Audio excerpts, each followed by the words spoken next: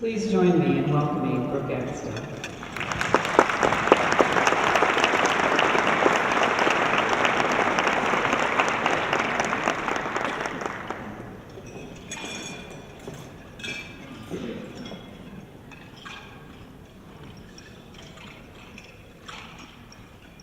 Hello. Thank you for being here tonight. It's deeply encouraging to me to see all of you here, to see that you're committed to loving and protecting children. And that's my heart as well. I want to share a little bit of my story with you so you can understand the vital role that you have in creating paths of freedom for abused children with Sunflower House. When I was 7 years old, my mom was severely ill in the hospital. My father traveled for work to take care of our family. And during that time, I had a nanny. And my nanny was someone who was trusted in our community. He was responsible for me at a time when I was most vulnerable.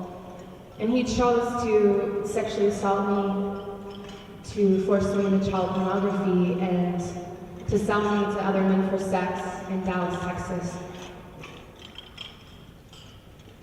After my mom finally came home from the hospital, she sensed that something was wrong, so she fired him. Because of this, the abuse stopped, but I was far too young and confused and ashamed to disclose my abuse. I didn't have a way to articulate what had happened to me. So I found a way to survive, to pretend it never happened. The reality was that I carried that trauma with me for years. And when the nightmares and the flashbacks, when the depression and the overwhelming sense of worthlessness threatened to destroy my life, I finally reached out for help. I confided in my parents. They were deeply heartbroken and started searching for resources for me. Unfortunately, at that time, the people that we were referred to were not equipped and trained to advocate for me and help me process the reality of complex trauma. And so in many ways, my symptoms became worse. I started to lose heart and my family was deeply discouraged. It wasn't until I found a crisis center that specialized in resolving complex childhood trauma and abuse that I was able to find the hope and the freedom that I needed to truly thrive.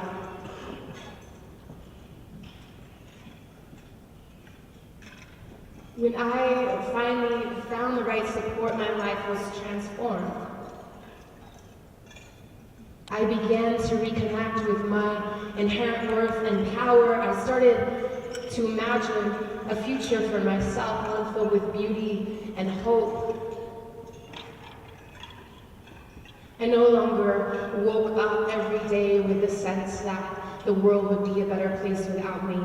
And I no longer woke up with the sense that I wish I had never been born, that the pain and the shame that I carried was unbearable.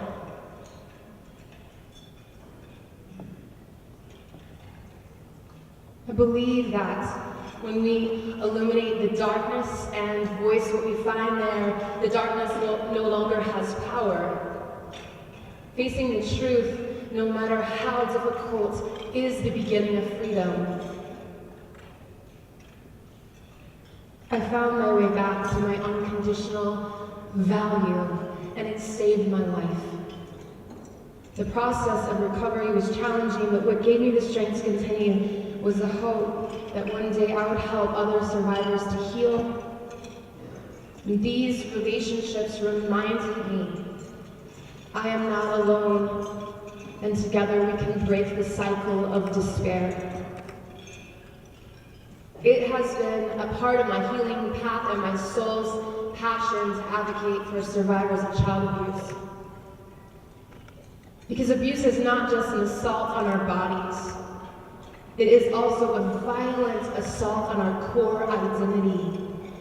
When we are abused, we are being told through both words and actions that we are worthless, powerless, unloved.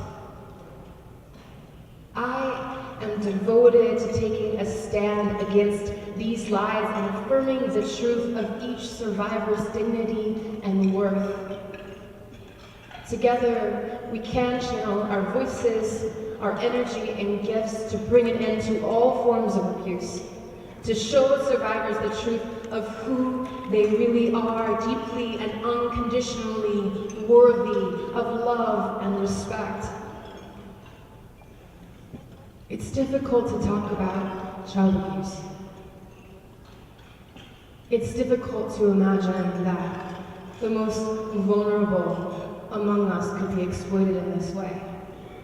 So how can we face this reality boldly with hope in our hearts? We can remain hopeful, joyful, and fierce in our devotion to survivors by remembering that we have the power to create paths of freedom for those who need us most. No matter what we may endure in this life, healing is possible. No trauma is beyond the transformative power of love. As both a survivor and an advocate, I am deeply encouraged by the commitment of Sunflower House to fight for the healing of abused children. Their holistic services ensure that children receive the care they need the most when they feel hurt, confused, and alone. The ultimate gift of my recovery is the freedom to help those who are still suffering through the devastating trauma of abuse. Without the kind of trauma-informed care that Sunflower House offers, my life as an advocate would not be possible. I do not believe I would have survived. They are on the front lines every day, helping transform trauma into hope. Yesterday, Sunflower House invited me to speak to local youth about sexual exploitation, sex trafficking, and creating healthy relationships. During the question and answer period, I asked them to anonymously write down their questions for me so they would feel safe being honest. And one 11-year-old little girl wrote this: "How did you make it through? I think about suicide all the time because of my past." In response, I shared my own story of healing and encouraged whoever wrote this question to reach out for help. After the session, this little girl approached me. She said, "I'm the one who sent the question." And she disclosed her experience of sexual exploitation and said she was ready to talk to somebody. And my friends at Sunflower House compassionately responded, and now she is receiving care.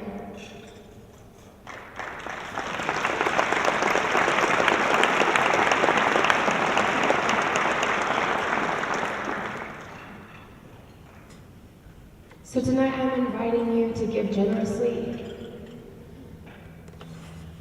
Because of the child that I was, because of the little girl I spoke to yesterday, and because you deserve to live in a community where all children are honored and safe and loved. I want you to ensure that she has everything she needs to thrive. You are the defenders of the vulnerable,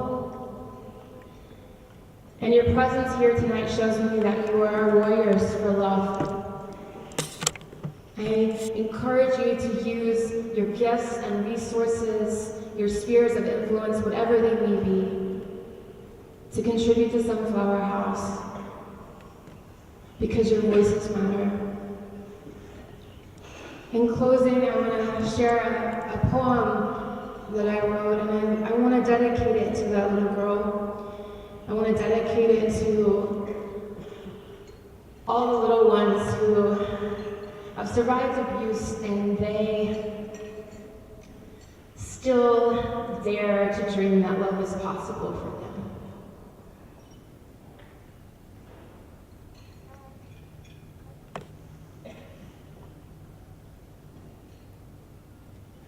Making of my revolution, making of my battle cry, making of my revolution, freedom fighters rise.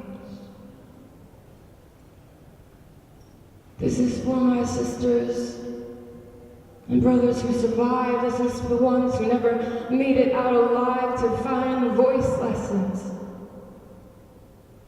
We are in need of voice lessons. Breath controllers ride and thrust, demeaning the fullness upon us. The force is early applied. We quickly learn the way of silence. They demand our flesh, instruct us to despise our own discernment, doubt our knowing.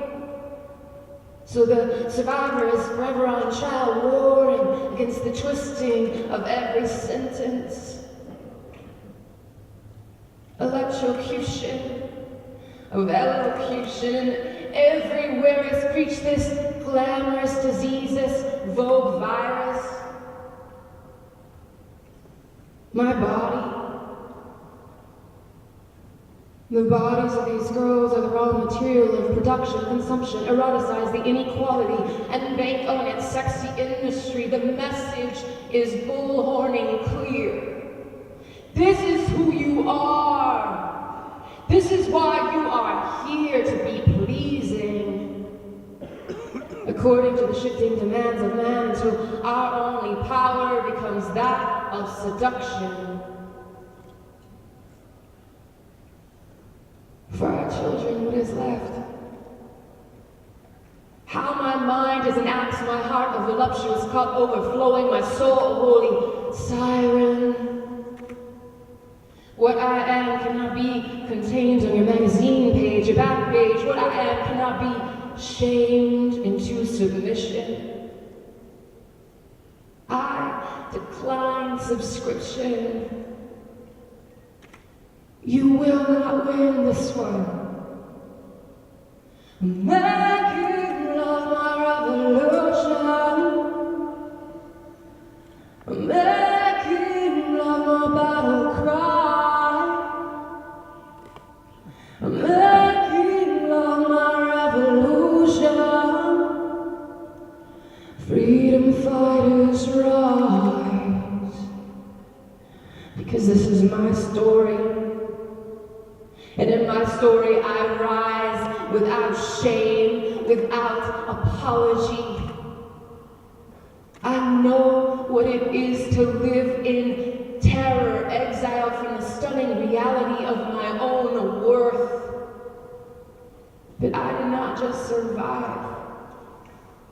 I thrive as a creatrix of change. I am a warrior for peace, and this peace is more powerful than anything they forced on my body. I am a freedom fighter, taking a stand for those who are not yet free. And tonight, I ask you to join me